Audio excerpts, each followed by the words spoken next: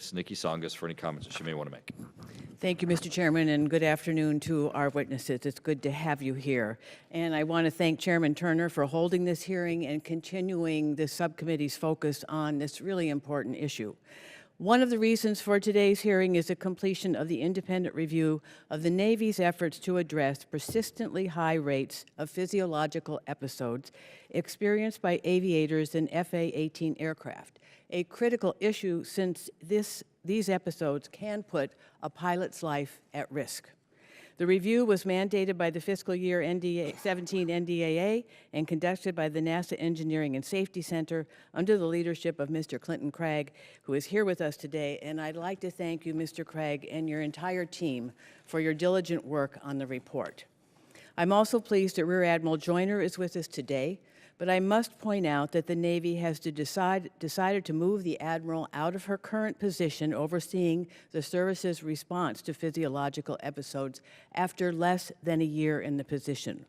While I understand that the Navy is working to find another talented officer to take over the position, I do believe that making the change so soon sends an unfortunate message to the entire Navy aviation community, including their families.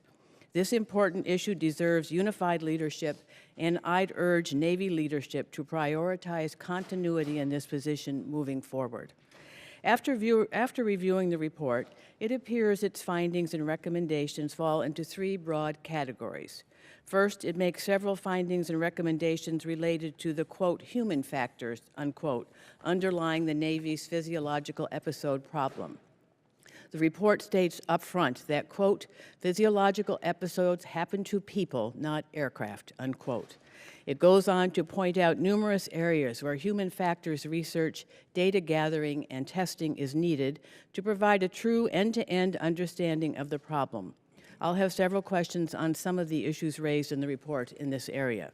Second, the report points out several specific concerns with the design and specifications of the FA-18 aircraft related to aircrew life support. It places particular attention on the aircraft's oxygen generation and cabin pressure systems, raising significant questions regarding both. Finally, the report examines internal Navy organizational challenges that may be making it much harder to address the PE issue. In particular, the report focuses attention on the need for the Navy's medical community to be more tied into the Navy's ongoing lines of effort.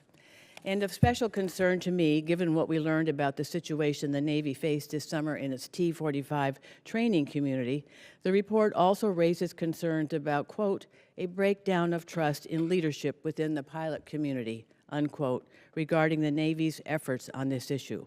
I know that hundreds of dedicated people in the Navy are working very hard to address this problem, but the report points out that we have a long way to go and that in some areas we can do much, much better. I am hopeful that the Navy is carefully examining the findings of this report and acting on them as quickly as possible, and hope to learn more on this front today. The other reason for today's hearing is to get an update from the Air Force on its challenges with its own physiological episodes, most recently in F-35A, A-10s, and T-6A aircraft fleets. In the case of the T-6A, the Air Force's fleet remains grounded. We need to know the full story of what happened and how the Air Force plans to stay ahead of this problem moving forward. I look forward to today's testimony and yield back. Thank you, Ms. Tsongas. Without objection, all our witnesses prepared